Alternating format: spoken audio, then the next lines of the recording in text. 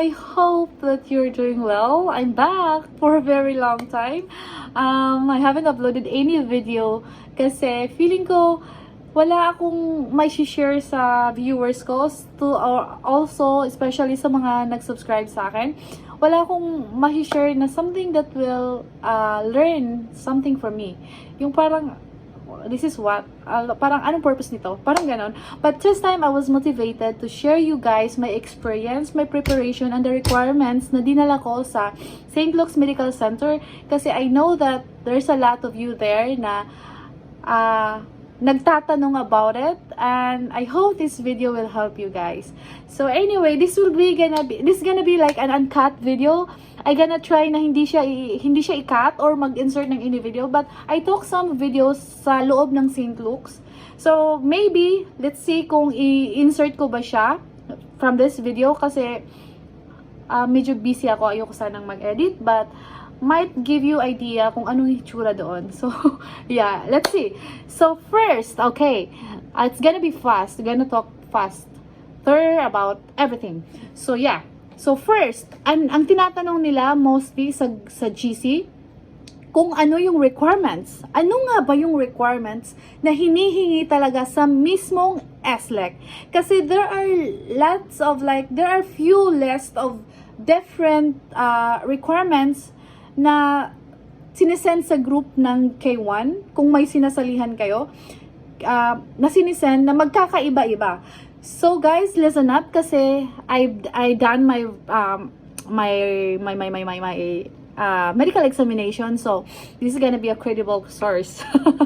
Yes guys, so first, all right, what are the requirements? Okay, first is maghanda kayo ng 4 na piraso, 4 pieces of passport size na picture nyo. Passport size na picture nyo. You don't have to write anything at the back kasi may ibang nagsasabi na isusulatan na ng pangalan sa likod. Wag na po. Kasi yun yung ginawa ko. Hiningi lang, wala na akong sinulat. So yeah, passport size.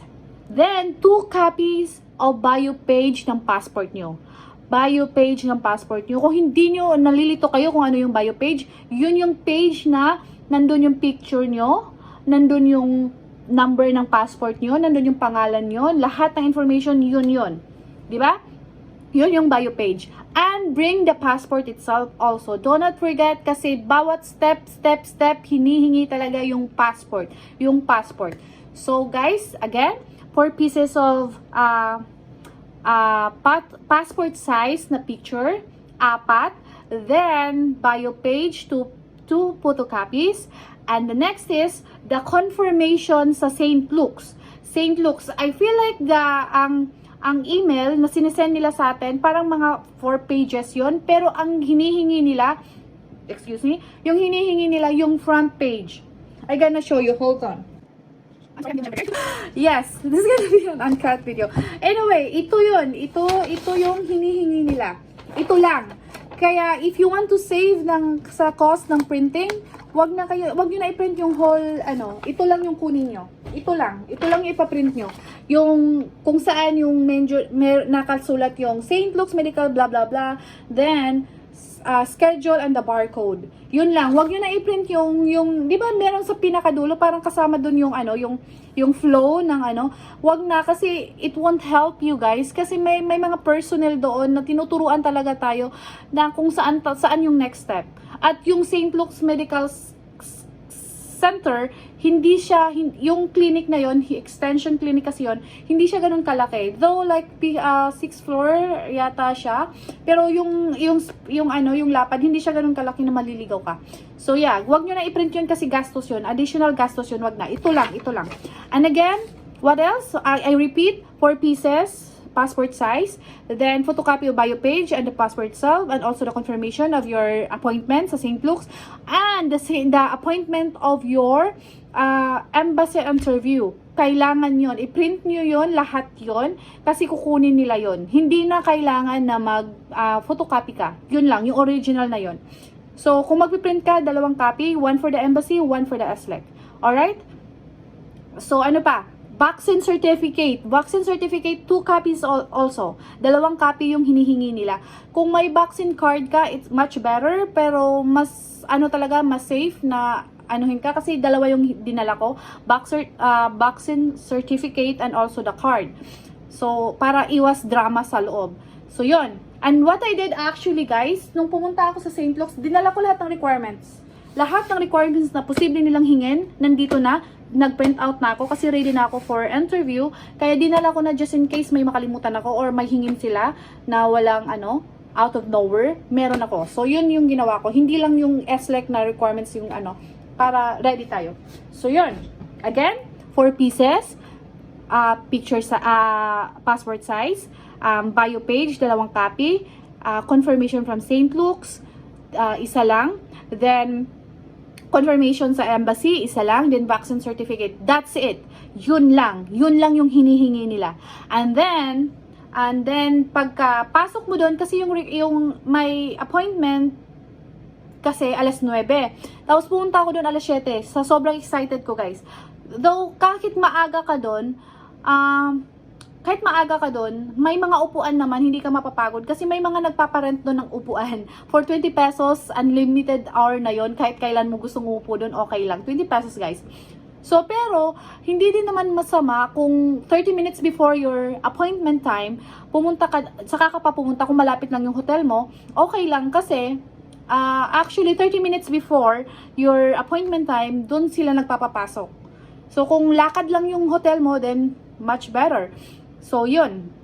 30 minutes before my time, 8:30, pinapasok na po ako. Then, pumunta ako sa ground floor nila. Yung ground floor nila, parang yun yung screening. All of your, all of your requirements will be checked doon kung tama ba. But first, before ka sa screening, pupunta ka ng photo booth. Doon ka, pipicturean ka nila, tapos bibigyan ka ng number. Then, after that, yung number mo, kasi K1 ako, so I had a pink tag na may nakalagay na K1 USA, ganon. Tapos yun yung may mga number. Then antayin mo doon sa ground floor, doon sa screening, yung mga window doon from A to J, yun, nakaano doon. So maraming mag-a-accommodate sa'yo, hindi magtatagal. Hindi lousy yung process, mabilis lang. So yun. After sa photo booth, pupunta ka na doon, uupo ka at antayin mo tawagin yung number mo. Then after that, pumunta ka sa tapos check nila yung requirements mo lahat, kung okay ba, and some other question also about you and your fiancé. Yung basic lang, anong address mo sa US, yun lang naman yung tinanong sa akin. So hindi siya nakakakaba. Then after that, papaakyutin ka sa 5th floor. In my case, hindi ako nagbayad online, guys, kasi wala akong tiwala kasi sa online kasi sometimes I heard na minsan daw matagal daw mag-reflect yung yung bayad mo sa online. So to make sure, yung ginawa ko, doon na talaga ako mismo nagbayad sa SLEC kasi anyway, part of the process kasi yung pagbabayad sa cashier. So it's okay. It won't take your time na magde-delay ka or kasi mabilis lang talaga. Doon sa pay floor nandun yung cashier and also the vital sign, the physical test, nandun na din. And, what else? Okay. Sa P floor doon. Tapos, doon ka din mag-i-x-ray sa 5th floor. 5th floor ba? Sa dugo pala. Sorry. Okay, yun. Pupunta ka doon sa physical test, i-check yung height mo, yung weight mo, yung BP mo, yun lang. Then, papababain ka ng 3rd floor. Pagkatapos nun, magkusong bayad, mag-physical test ka, then papababain ka sa 3rd floor for your x-ray. Doon yung x-ray mo and also the eye test, doon din matatapos doon din mangyayari sa 3rd floor. Then after that, aakyat ka na naman ng 5th floor para i-check na naman yung breast mo dito, tapos yung likod mo, yung ano pa ba siya sa akin? Yung likod ko, yung chan ko, pinisil-pisil, kung baka may bukol, ganun, bla bla bla.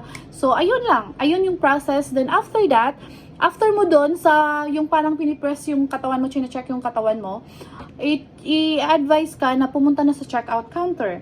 Then, yung checkout counter, the person there will tell you kung if you gonna stay, if you wanted to stay, para sa extra result, or come back for tomorrow para doon mo malalaman kung fourth floor ka or what, like, I mean, like, what's the next procedure. Yun lang. So, yun. Pag gusto mo nang umuwi, pwede ka umuwi, bumalik ka na lang tomorrow. Pero mag-pray ka na lang na hindi ka mapunta sa fourth floor kasi yung fourth floor talaga yung parang scariest part of the SLEC. Kasi pag nasa fourth floor, umiyak ka na. Kasi talagang ma-sputum ka. Sputum test yun. Yung floor na yun. So, pag nasa second floor ka, you are lucky enough because you are going to proceed for next step na mag-immunization na yun. So, yun. So, yun yung step sa SLEC. And second is, what are my preparation before my medical examination? So, ina-advise ko guys, if you are active or nag-gym kayo, guys, I highly recommend na wag muna kayong mag-gym. Wag muna kayong mag-exercise or mag-massage man lang. Wag nyo muna ipagalaw yung likod nyo talaga guys, I swear. Wag nyo muna ipagalaw kasi you might get like lamig-lamig. Then it might affect talaga your X-ray result. Yung X-ray talaga yung final parang i-decide, i-judge ka kung tuloy ka ba o madidelay ka. So, be careful na lang sa likod nyo talaga na wag nyo muna ipagalaw. Then, uminom kayo ng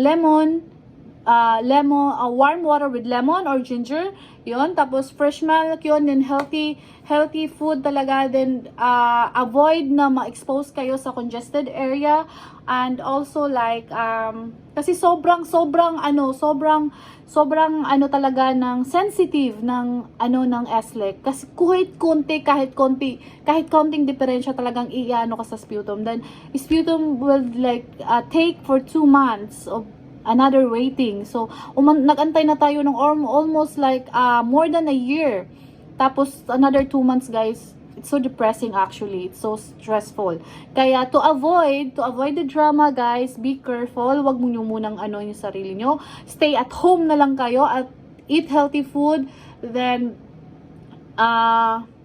avoid kayo sa mga congested area, lalo na sa mga aircon na may nag-smoke. Naku, wag talaga. So yun lang. So mag-ano na lang ako, mag-upload ako ng i-insert ko dito yung video na tinake ko while I'm at the SLEC para makita nyo naman lang yung itsura, pero wala na, hindi ko na lalagyan yun ng voice over whatever kasi sinabi ko na lahat dito. So that's it and good luck. Bye.